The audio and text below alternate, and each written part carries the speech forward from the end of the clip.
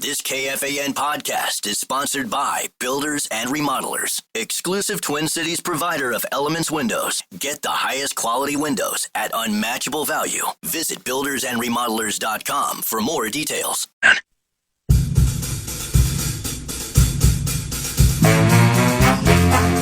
What you just said. No love for my Golden State Warriors? Why don't you put your pants back on, Slappy? Yeah, I might punch him in the face. Stop him! Stop him! Stop him! Hell yes! You gotta be raping me!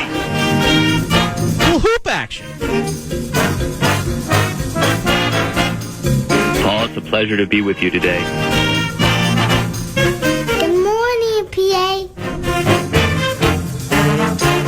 We're coming! We're coming!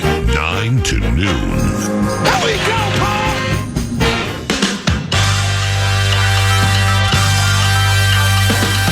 And he's... PA. All right, now, let's brighten lives on a cloudy and a rainy Tuesday in the neighborhood. And the neighborhood is FM 100.3 KFAN. And the 651 Carpets Plus studios for 9 to noon. Here they come. Oh, good.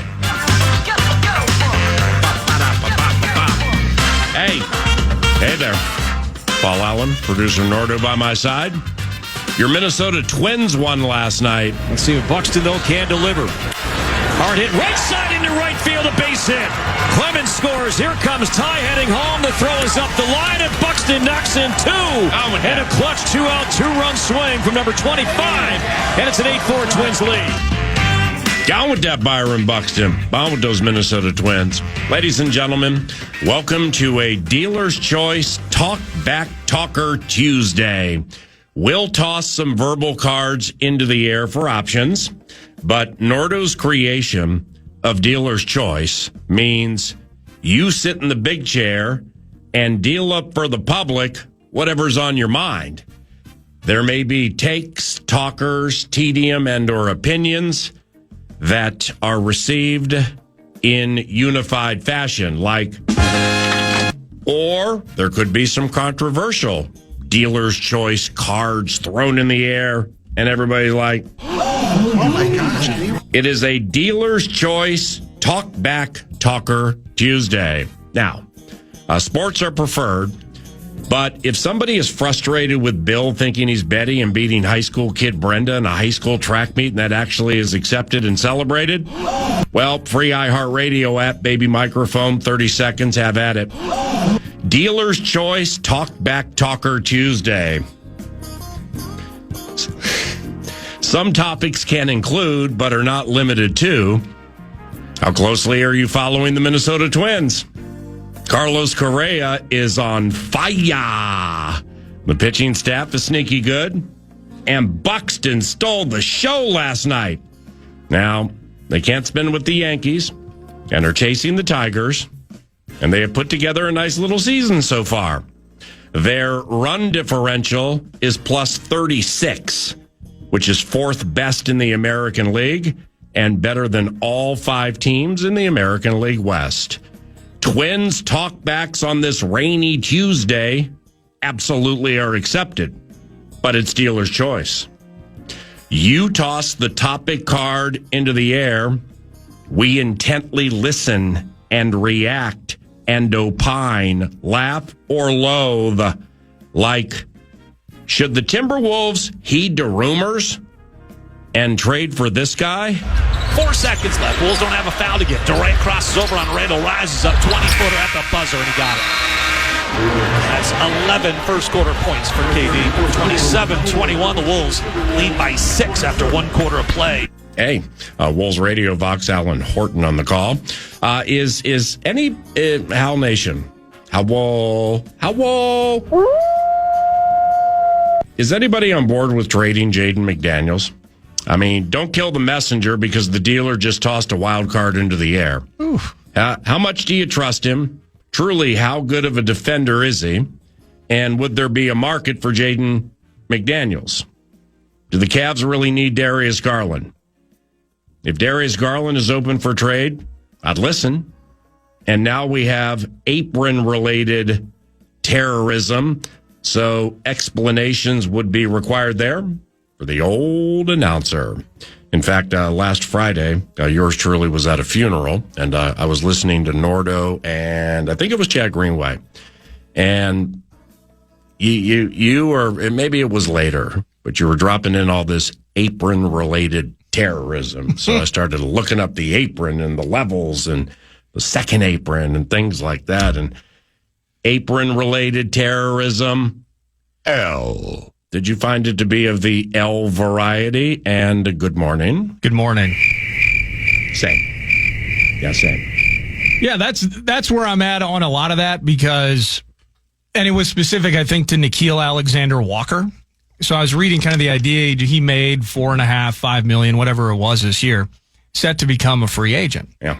Well, all things considered, I wouldn't mind having Nickeil back on the team. Same. But what does that contract look like? And then you're dealing with the apron, and ultimately then you have to pay some sort of tax penalty, and it becomes a lot more expensive than just the nuts and bolts of a 2 or a 3 year deal for a Nickeil Alexander-Walker. So as soon as I tried to dig into said nuts and bolts in the math, that's where it left me in terms of the apron. Maybe we start a website and call it Apron Rack. I always love that one. And it breaks down all the apron-related salaries. Or if you listen to Mr. Conley, Tim Conley, general manager for the Minnesota Timberwolves, he had a press conference yesterday, and when he was pressed on the potential of some trades, Mr. Conley, who's quite open and honest when he addresses the media, he paraphrasing was basically like, I think it's going to complicate a lot of deals, especially if you have those making $40, $50, $60 million a year. The one for one probably ain't going to happen. Yeah. It's all apron-related terrorism, and I don't get it. I think the word punitive was used a couple of times when discussing it. Well, it should have been. I mean, honestly, let's be honest. Lucky punitive was the kindest and calmest word that was used regarding this apron. But trading for KD. Kidding me now. Trading for KD has Bill and Betsy dominated the news. Mm-hmm. And I'm glad you brought up Jaden McDaniels because dealer's choice style. What about the other topics? But anyway. Shooting from the hip / free iHeartRadio app shooting from the lip. Mm-hmm. Is there an off limits guy? Is it Jaden McDaniels, who is somebody? I mean, maybe other than Anthony Edwards, let's say, that is absolutely off limits in terms of trying to make the Howl better in 2025/26. And a wild card: don't kill the messenger, don't kill the dealer. This just came to my mind after listening to the producer of 9 to Noon, Eric Nordquist. Some people call him Mad Producer. So Anthony Edwards, he's the bomb, and he's still improving. He's 23 years of age. Did a pretty good job chewing up those old, out-of-shape guys, right? Like LeBron and Luka Doncic and Jimmy Butler with the bad back. And then my man ran into a bunch of spry kids who know how to play defense, and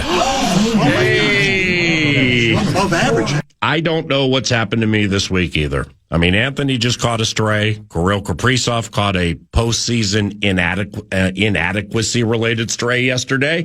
I don't know what's happening either, but don't kill the dealer, okay?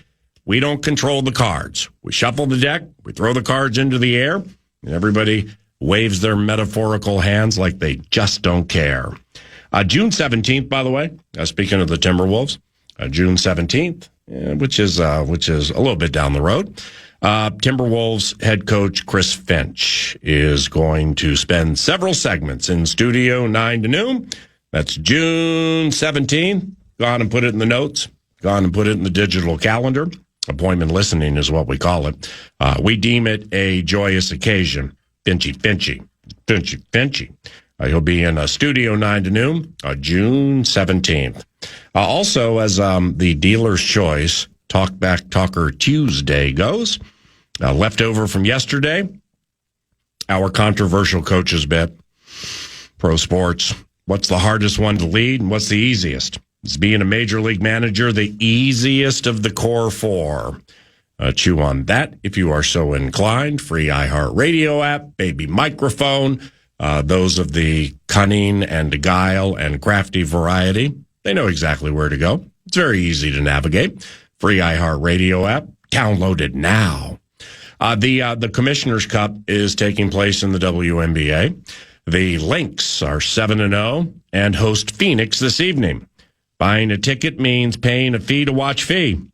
Buying a ticket means paying a fee to watch fee. I always love that one. And she's worth the price of admission.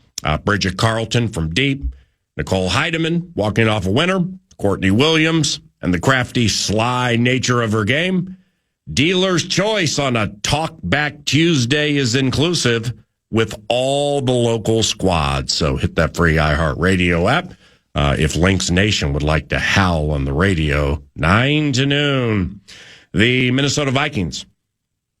Any suggestions for a radio touchdown call that goes from J.J. McCarthy to Justin Jefferson? He's JJ!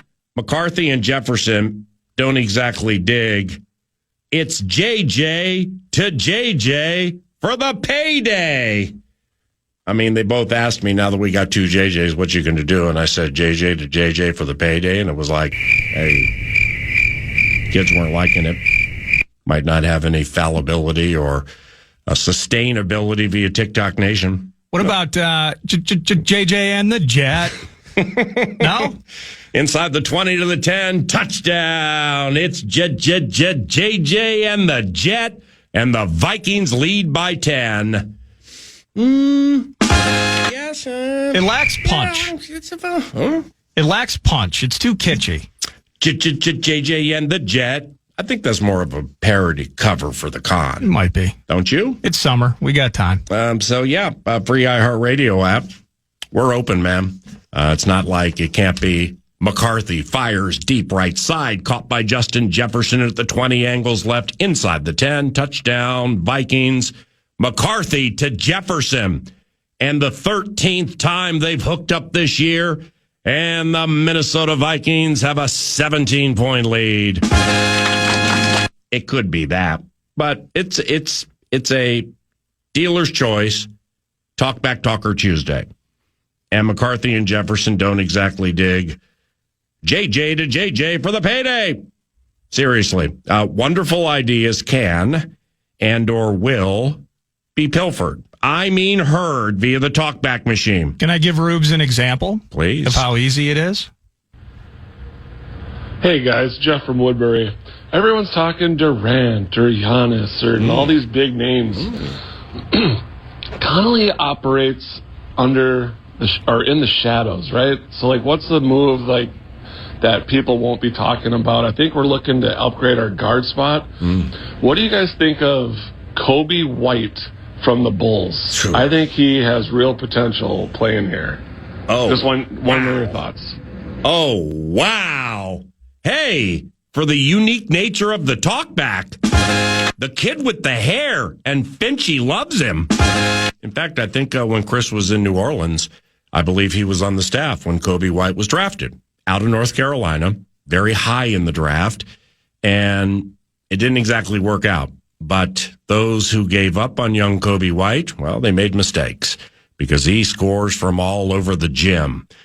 Is he a true point guard? Do they need a point guard? If you feel like they need a point guard, can Kobe run the point? Well, the answer is yes, but there's a reason they traded Alex Caruso for Josh Giddey. Yeah. Because Josh Giddey runs the point better than Kobe White runs the point, and both of them have run the point in second to none fashion as points in the greatest fashion ever to run the point. It's a great point. Thank you. Kobe White, is he a free agent? I don't know what is. I'm scrambling to find him on Spot Rack right now, but I like the idea. Yeah, I don't mind that. Of investigating it, especially with the defense he plays. But you know what? Screw all this 85 Bears lockdown analytical defense. Okay, I mean, does defense matter in the NBA? Yes, it does. Look at the Oklahoma City Thunder, man. They're like plus 100 in the turnover differential through X amount of postseason games. He's got 1 year left, 12.8. That's it, 12.8? 12.8. I'm in. I'm a Kobe fan. Kobe White. Mr. Connolly, you listening right now? I mean, we're not going to be haughty. And, say something like this goes down, 9 to noon is not the destination where you're going to hear us say, clearly they were listening to us. I always love that one. No, we recognize our lots in life. CA, I love you and everything else, but you are not our personnel director. And that's the lot in life. Kobe White can score. Yeah. Go find Kobe White. I love that talkback. And that individual is going to win a Sioux Cup prize pack. You're listening to 9 to noon. It's 9:15. Jeremy Fowler from ESPN's right around the corner. So wonderful ideas on that McCarthy to Jefferson touchdown. The criteria, Justin wants to hear Jets. And McCarthy is he's JJ when he runs one in. The announcer's having trouble fitting Jets into a call. So hook a brother up. JJ McCarthy throwing touchdowns to Justin Jefferson. And this Talkback Talker Tuesday is there for some touchdown calls involving them both. And finally, the Super Bowl is February 8th at Levi Stadium. We need slogans. It's that time of the year. What do you got? Levi Stadium is in Northern California in a town called Santa Clara, and it's where the San Francisco 49ers play. That part of the land is called the South Bay. It's Super Bowl 60. 60th time's the charm. Or doing the gritty in the South Bay City. 9 to noon needs some Super Bowl slogans for the old 2025 iHeartRadio free talkback option. Find the baby microphone and do that bang. TimberTech.com. What's on deck 9 to noon? Thank you very much. Includes Alec Lewis from The Athletic in studio in the final hour. And speaking of football, Jeremy Fowler from ESPN joins 9 to noon around the corner at FM 100.3 KFAN.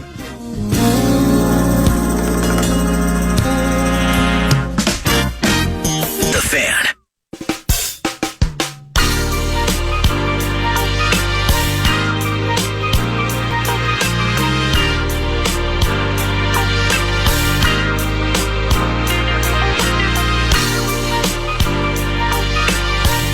Come now, FM 100.3 KFAN. Jeremy Fowler is a senior National Football League writer for ESPN and an overall great football mind. Been a friend of mine for like 15 years, decade and a half, back to his days covering the Minnesota Vikings for the Pioneer Press. Please follow him via X at JFowlerESPN, JFowlerESPN. And here's Jeremy. Thanks for the time, my man. Is this a relaxing or somewhat relaxing time of the year for you post-draft and pre-training camp? Yeah, my man, great to be with you. It is pretty relaxing. It's nice. It's, low-key. You got OTAs in many camps. You have enough storylines going around the league that you can still whet the appetite for that. And, we did shows yesterday and on NFL Live. We still had a lot to talk about, but it is quieter for sure. It's a good time to work on some projects, some things that I might have coming in the next few months that take some time away from the normal grind. So it's been good. So as I recall, you are from Florida, correct? I'm from Orlando, Florida. Yeah, that's where I went to high school. Yeah, and you've lived all over the place. I think we got Chicago in the mix. I know we had Minnesota in the mix. What's it like living in Connecticut? And do you live in Connecticut by choice or because it's close to the mothership at ESPN? Yeah, it's a mothership thing. I wanted to be here and kind of close to the studio shows, be a part of the action in studio, to kind of enhance the TV profile that way. And so it was sort of a mutual decision between myself and the company to do that about 6 years ago when I moved into a national role. But we were in Pittsburgh before then. I was covering the Steelers, and that was good. We've lived in, my oldest son is 14. He's lived in 5 different states, so we bounced around a lot. But Connecticut's good. It's just northeast. You're close to the water. Got some good people, good community, good schools, all that fun stuff. So it's good. But I miss my Minnesota days, too. That was a great spot. Jeremy, is there any form of a gangster lean in Connecticut? And here's why I ask. Now, I know it's not Providence, Rhode Island, But when the Vikings have gone to play the New England Patriots, we've stayed in Providence just maybe one or two times. But it's like, you know, the night before games, you go out looking for a meal or whatever, and you walk into a certain place, and I mean, it just like has a gangster feel and lean to it. Is Connecticut like that? It depends on where you go. There is some of that flavor. I would say it's more toward either New York City or New Jersey or Boston more than us, but we are 2 hours from all those places. So if you want that flavor, if you want to go down to the Bronx a few hours away, you know, you can get that instantly for sure. So that flavor is available. It's just probably not in my town. My town's very, colonial and kind of like what you would envision of Connecticut. Now there are also some other areas of Connecticut that have kind of a harder edge to it, where you might get some of that. And you know Kevin O'Connell, coach of the Vikings. I don't know if you know this, but his father Bill worked for the FBI for 30 years and was involved in taking down John Gotti. So there's a gangster lean to the O'Connell family, if you know what I mean. Well, he is a quarterback. He's the leader of the quarterback mafia. He's one of the top quarterback minds. So that does maybe add up in that way. That's sure. Great. I actually didn't know that. Yeah, it's cool. Read up on him, man. It's really cool. Bill and Suzanne, his parents, are just fantastic people. Now, speaking of the Vikings, what do you think of J.J. McCarthy and how things will work out here in Minnesota? So, it's early in the OTA process, but the feedback I've gotten and just kind of what I've seen online, it looks like it's going in the right direction. I mean, they are the most fascinating quarterback situation, I would say, outside of Cleveland. Because Cleveland's got the 4 guys and the 2 rookies and Shedeur Sanders and that whole storyline. So I'd probably put that number 1, but Minnesota's 2.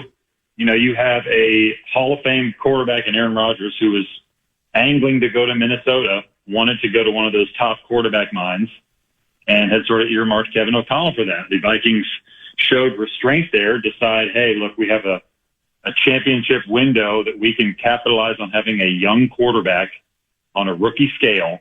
We can build around him and try to win a championship the next 3 years. So, they made the bold move of not going for the quick fix, even though I think they would have brought back Sam Darnold. They would have brought back Daniel Jones, some of those options, but only at a price. They don't want to jeopardize what they have in McCarthy too. So, they've been flexible, but sort of committed to him, and it's been really interesting. So I'm kind of following this now just to see how it unfolds in the spring. If you're, the back of the mind is always like, okay, Aaron Rodgers hasn't signed anywhere. Is he waiting out the Vikings in case, McCarthy just has a rough month in OTAs and minicamp? But I don't sense that's the case. And I see these clips online of him making great throws. So it sounds like it's going well. Dude, what do you think is more probable? Aaron Rodgers becoming a Pittsburgh Steeler, or Aaron Rodgers sitting back rooting for J.J. McCarthy to get hurt, so maybe the Vikings call? I can't say he's rooting for him to get hurt. It's sort of a back of mind feeling I've had that maybe he's at least sort of waiting that out. Right. It's hard with Aaron Rodgers because he's so unpredictable, and this is his first foray into free agency, so I can't even begin to get into his mind. But look, he's a smart guy. He sees a team with a good offense, a really good offensive coach, and 9 dome games guaranteed, right? Right. Like, that's pretty attractive to him, I would assume. So I still think, when you talk to people in Pittsburgh, they say they remain optimistic. They're going to wait a little while longer for Aaron Rodgers. They've been in contact with Aaron Rodgers. It still points to Pittsburgh, but until it happens, you at least wonder if he's waiting something out like that. So Jeremy, correct me if I'm wrong here, man, but your first year on the Vikings beat for the Pioneer Press was Favre's final year in 2010, right? Yes. So I showed up like late August of, I believe that was 2010, whatever his last year was. It was 10 or 11. And I rolled right in, and then a couple weeks later, you got the Deadspin picks. And then a couple weeks after that, you have the Metrodome collapse, whenever that was, and you got Joe Webb on the field all of a sudden, and then you got, the turf. You're playing on the University of Minnesota turf that the punter's complaining about. You're in Philadelphia for 5 days? Yeah. We were snowed into Philly for, it was at least 3 days. We were we were going to like a random movie theater in Philadelphia on a Monday night after Christmas. It's like me and Brian Murphy, who used to work for the Pioneer Press, of course, great writer in town there. And that year and alone is worth a book. And I've actually joked to Kevin Stefanski about that, the Browns head coach. He's like, man, there's a great book in there somewhere. Like one day I'm going to be interviewed from somebody writing a book about that season in particular, and just the craziness around that. It was a great, first foray into NFL beat writing. And, I roll up. I think the second day I was on the job, I was in a hotel room at a Town Place Suites down the street from the Vikings facility. And then Judd Zulgad breaks that Sidney Rice is out for the year, or he's getting surgery in Colorado. And I'm like, what am I doing? I had no idea how to cover an NFL beat. And I'm like, what do I do with this? It was just a crazy time. Yeah, that would be the journalistic version of baptism by fire. And in middle of 2010 also, Green Bay comes to Metrodome, kills the Vikings, and Childress gets fired the next day. Leslie Frazier takes over. And when he wins his first game at FedEx Field in a non-playoff season, I'll never forget they carried him off the field. They liked Leslie so much. They did. Well, Leslie Frazier is, I can safely say, the nicest man in the entire NFL. Right. He's the best guy. He cares about people.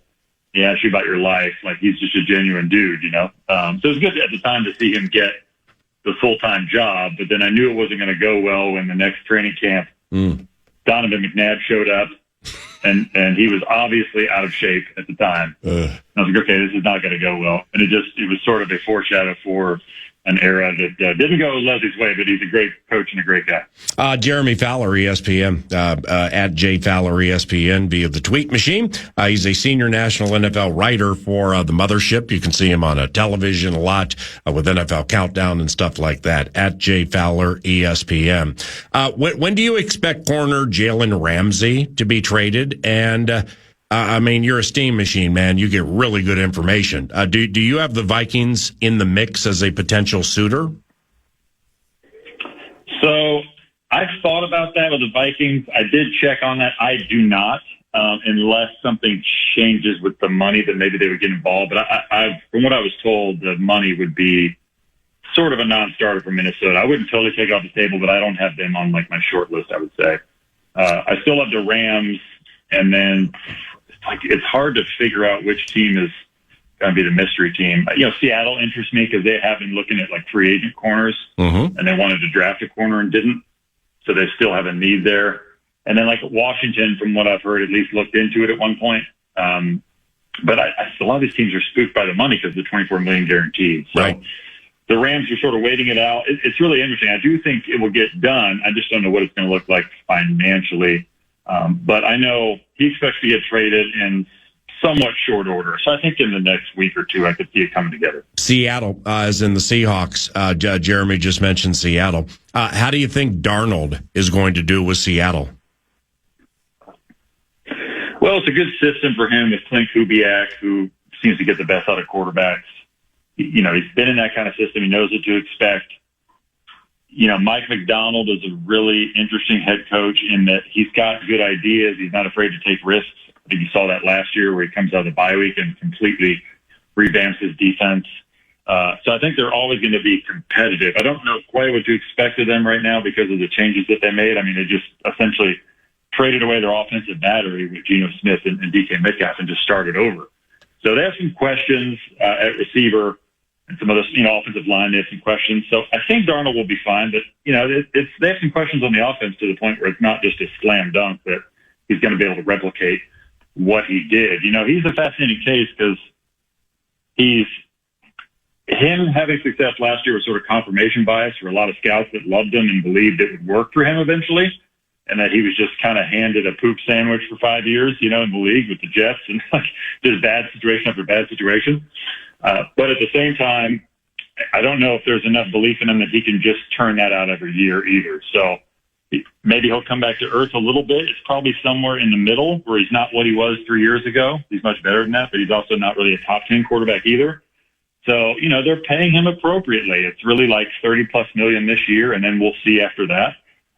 He's earned that. He's earned a good contract, but not any sort of record-breaking contract. So the money always speaks, and he's kind of right where he needs to be. He's a he's probably a middle-of-the-road NFL starter, which is really good and hard to do.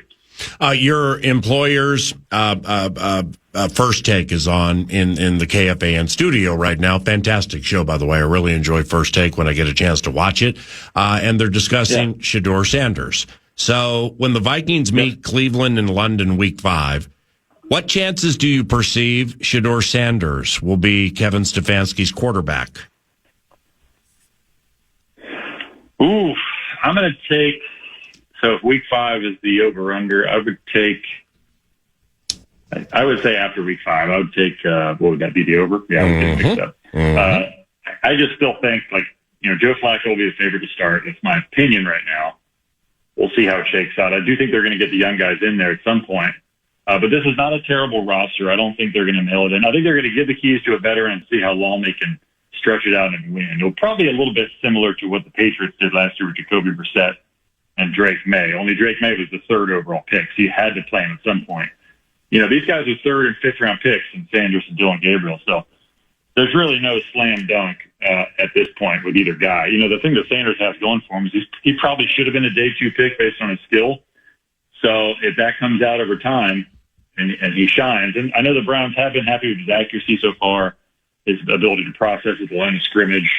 But it's going to take some time, and he's not going to get very many reps. That's the problem, because a lot of the reps are going to go to Joe Flacco and Kenny Pickett. So we'll see. I think he'll probably get in at some point, but I think Week 5 might be a little early for my taste.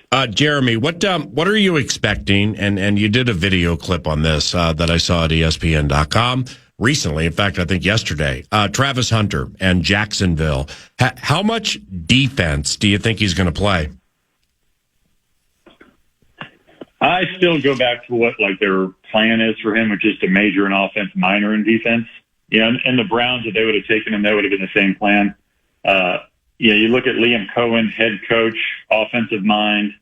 I know that last year when he was in Tampa and Mike Williams and Chris Godwin went down, he had a hard time getting complementary pieces enough to play well.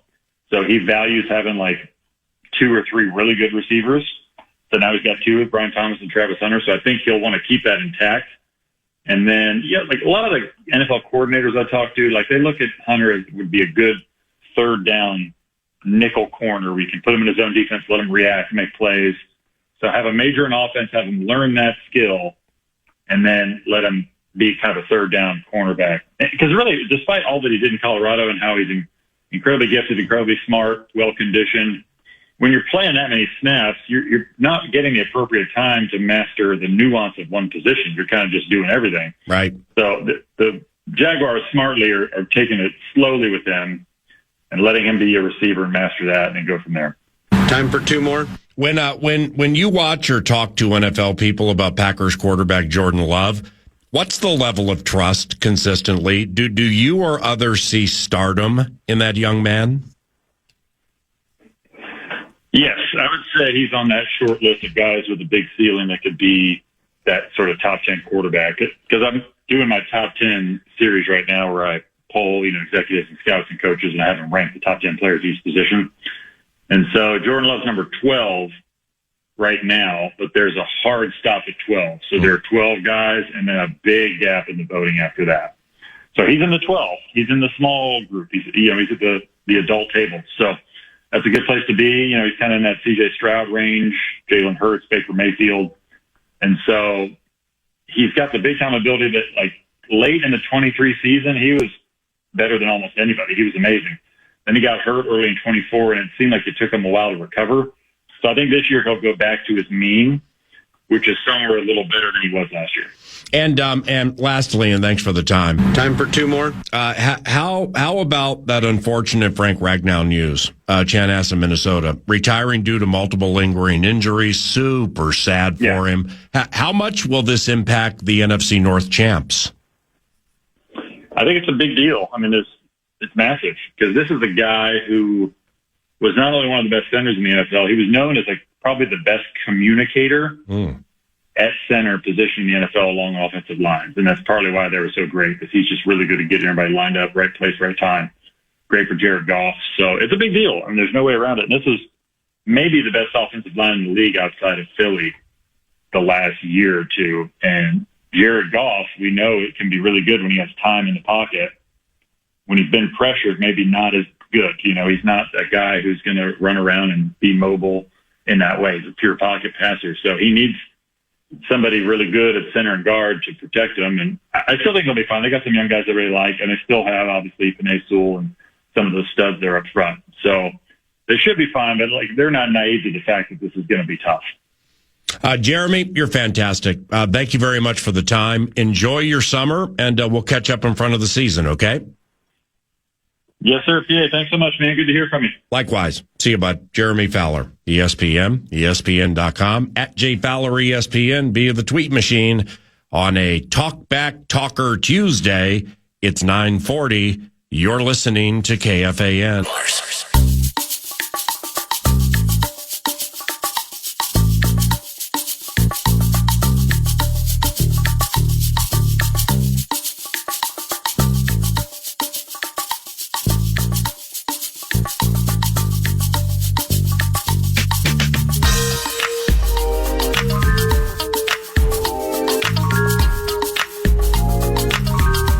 9:47. These talkbacks en masse are going to be unfurled at 10 o'clock over a Steve's Appliances marathon segment. I'm excited. I got a bunch of them.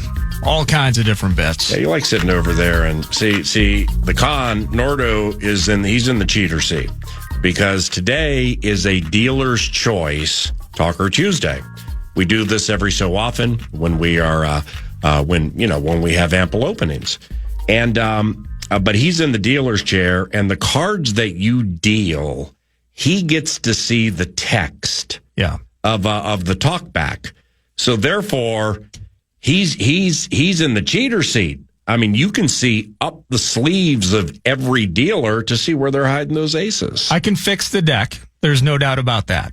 However, you have to trust that I am not doing so, I'm not wielding this responsibility. Yeah. What do you think you are, Brett Blakemore, fixing every Vikings-related talkback via Grok or AI to change words? And now all of a sudden I think Justin Jefferson is overrated. I'm talkback Tommy from Fridley. What are your thoughts? Well, I'm trying to figure out. So Super Bowl 60 is coming up, and you want to, and you mentioned them, and I'm sure you'll go into them again just to kind of refresh people's memory. Acquiring Kevin Durant this summer, various things, but Super Bowl slogans.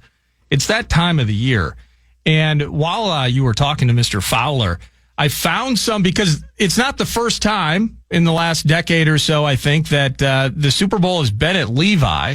So maybe this will help spark some imagination. We need good Super Bowl slogans because I think Super Bowl 50, Kubiak beat Cam Newton and he wouldn't dive into the scrum, and people held on to that and dwelled on it forever. Yeah. I think that one was at Levi. Whoa, whoa, whoa. And you liked it because they didn't use Roman numerals that year. They didn't use Roman numerals, but your favorite band, Coldplay, was the halftime act. And it couldn't be Super Bowl L. Yeah. No, it wasn't Super Bowl L. You had Coldplay, and then you had Bill and Betsy. Yeah. I mean, it was the most unbelievable Super Bowl ever created. From Loserville to Levi. From Loserville to Levi. See, that wasn't bad. Maybe some of these we can actually repurpose. Okay, but we have to properly and fairly define Loserville. I mean, we just won 14 up in here. It's true. But it is an overarching Loserville when you've gone 60 some odd years and you haven't housed a crown. Well, what's the number among the core four? Not just, what is it, 126, 127 technically seasons since the Twins won the World Series? 3.5 decades with the core four. But how many conference championships of some sort during that time? You had the Wild in none. 03. You had, you mean attend or being in it? Yeah. Yeah. Right. So, that's Loserville in itself. That's a great point right there. You show up to the party with a feast, you drop the platter on the doorstep, and you just turn around and go home. That's what we've been experiencing. But we're not talking about the weird trip to Arizona. We're talking about the conference championship games, okay? It has nothing to do with the playoff game in Arizona, But you're right there. You're staring in the window. Look at how fun it is in there. But you can't get in. Yeah, that's a fair point. window shopping. Destination Denim. Ooh, Destination Denim. Like Destination Denim. Like it. We might repurpose that. All the way to the bay. Yeah. It's okay. The construction of the jeans. The construction of the dream. The construction of the jeans. Baywatch 2015. Man, if they were into it, and quite honestly, I don't think they would do it, but maybe they would. How great would it be one day to have a Vox Off between Big Voice Mitch and Alan Roach? Oh, are you kidding me? And we sent, 10 to 15 promos, liners, Super Bowl slogans, and then you hear Super Bowl 60 is the charm. And then next guy comes in, ladies and gentlemen, welcome to U.S. Bank Stadium. Do you think they would do it? No, I don't. Well, I don't have access to Mitch. They might. Maybe they would. I could email Mitch and float it past him. I can handle Roachy if you want. Okay. The Santa Clara Strut. Ooh, the Santa Clara Strut. So that was 2015. Those were some ideas for people potentially bringing in some Super Bowl slogans. Baywatch 2025. Mm-hmm. Is that an option? Mm-hmm. It's up to the Rubes. Baywatch 2025. If you do text, you can use Eric at KFAN. Right. You can also text them in, but please provide a name. I'd like to give credit where credit is due. Since you're helping us out with these slogans. Were the talkbacks off the suggestions or people crafting and creating their own talkbacks? Was the situation of the voluminous nature? Voluminous across the board, absolutely. Did anybody happen to leave Super Bowl slogans? I'm getting some touchdown call ideas, but good. Not Super Bowl slogans via the talkbacks that I've uncovered. I'm still sifting, so we got a ton to roll through here. Yeah, the 10 hour is all about your dealer's choice. Talkbacks via the free iHeart app. Easy to figure out if you never have utilized it. Talkback Tommy yesterday hit us with a talkback imploring the Vikings to trade for Kyle Pitts. And the collective reaction of the Love Covenant was... that was a wild card. And it's, but you know what? There are wild cards in the dealer's choice deck. You deal the topics, we play the cards. And the verbal gut shot is in the air. Perhaps it's an open-ender you are dealing. What's the Talker Tuesday ace up your sleeves? What's that talker you'd like created? I mean, this is your radio show today. And we eagerly await the talkback machine to be overloaded with rich and compelling talkers and information. Are there any that you would like to present? Yeah, I'll throw a few out there into the mist here. First, kind of piggybacking off of your conversation in the weekend wrap yesterday, we mentioned Jalen Ramsey potentially being available. Well, Talkback Machine, free iHeartRadio app, are you interested in something like that? Are you interested in this team getting better, if you perceive that to be getting better, via moving into the Jalen Ramsey sweepstakes, acquiring him, trading for him, however you want to term it? Give us your best 30 seconds. Are you interested in Jalen Ramsey joining the Minnesota Vikings? Now, with that said, speaking of additions, our 11 o'clock guest wrote a piece on this guy. Who is your favorite new addition to the Vikings and why? Who is the sneaky best addition to the Vikings and why? Alec Lewis and myself, from our conversation Friday, may have settled in on this guy. The 49ers have thrown 8 times and run 3 on this possession. Make it 4. Toss right, Jordan Mason. He has a seam inside the 5. Touchdown, San Francisco. And Jordan Mason was untouched. A 10-yard touchdown run for Jordan Mason. He has 2 this year. And now it's 2013 Minnesota. So who do you believe might be the most productive new guy on this team? Would you talk about the Minnesota Moving Company? That could certainly impact a Jordan Mason, whether it's Ryan Kelly, it's Will Fries. You're excited about him, the rookie, and Donovan Jackson. Are you really pumped about, speaking of corners, not Jalen Ramsey, we good with Isaiah Rodgers?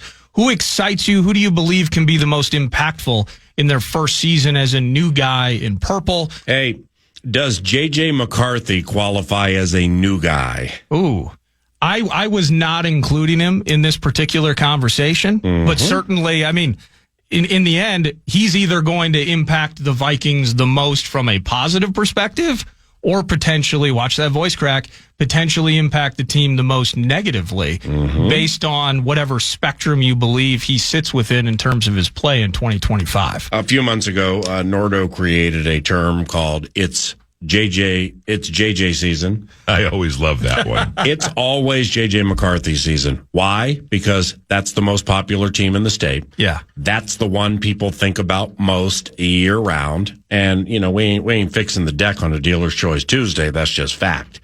And thirdly, he's a quarterback. So obviously he holds a fair amount of the metaphorical cards when the Dealer's Choice 2025 begins. So it's always JJ season, 9 to noon at FM 100.3 KFAN. Just like Nordo's touchdown suggestion, it's JJ to JJ for the payday. You know what I mean? Sorry, that didn't work out. Yeah, I got crickets from both of them. Think about how wonderful it feels standing face to face with the two constituents involved, and they both ask, and you present that, and they look at each other, and it's... That was everybody put your right index finger in the air. Make it straight up. Okay. Boo! As the dauber just goes down. I'm like, all right, well, we'll work on that, boys. Yep. Okay. Thanks for giving me your time, gentlemen. That was great. I'm just going to slink back into VEN for the rest. Just fantastic. Pound for 4 hours. Some of these touchdown calls, can we hear some? The touchdown calls, well, yeah. I'm still... Even if they're terrible. Okay, let me see here. There we go. JJ takes a snap from the Vikings' own 30-yard line, dodges a tackle. He sees Justin open, and it's up. He throws it. Air Mac with a red-eye to Jets for a touchdown. Big Mac put a little extra cheese on that. What a connection. Hey. Air Mac, red-eye to Jets. Air Mac, red-eye to Jets. We had a Big Mac reference in there. I believe we did. Yeah, the announcer will take an endorsement to McDonald's, especially when the McRib's back in play. Anytime McDonald's wants to hear, if Ronald McDonald wants to hear Big Mac in a call, Ronald McDonald gets Big Mac in a call. Absolutely. All right, how about this? Hey, guys. Luke from Monticello. I think a good touchdown call for McCarthy to Jefferson would be from the tarmac to the sky. Oh, I'll leave it to you, PA, to put the energy into it. McCarthy shakes the shoulders, looks left, fires to the right side. It's caught by Jefferson. He gets loose inside the 30. And from the tarmac to the jet? From the tarmac to the sky. And from the tarmac to the sky, Jet soars into the end zone. Touchdown, Vikings. What do you think? Well, what do you think? I mean, we'll continue to workshop. Continue to listen. I think it's a brilliantly crafted suggestion. It was a great suggestion. One of many. Yes. That we'll continue to, you dial it in. Yeah. It's your off season too. Yeah, there ain't no doubt about it. Tarmac to the sky. Sounds brilliant. Good morning and good day. So the Vikings, they're at the 45-yard line, and there's JJ McCarthy, in the pocket. Okay, he takes a snap, he's got the ball, So he's stepping back, he's running away. They're after him. He slings it, it's in the air. There's Jefferson. There he is. He's got it. He runs into the end zone, touchdown. Football feast. That's the answer. So let's transcribe that. And that is the answer for every McCarthy to Jefferson touchdown call. He's JJ. That was awesome. Around the corner, we're going to put those Dealer's Choice talkbacks in the air, and we're going to go bam, bam, bam, bam, bam, bam, bam, bam, and just play a bunch of them. Some of the topics that were broached earlier include, but are not limited to, the Timberwolves trading for Kevin Durant. And Twins talkbacks, how much you into the Twins. Teams putting together a nice little season so far, and that run differential is something at which to take a gander. And Is anybody on board with trading Jaden McDaniels? That was a wild card. I like Darius Garland. I like Kobe White. But those Timberwolves, anything from the core four, anything, your Lynx are undefeated. And we pay a fee to watch Fee, and she's worth every penny. And they're at home tonight against Phoenix. So yeah, our work is done. Yours has just begun.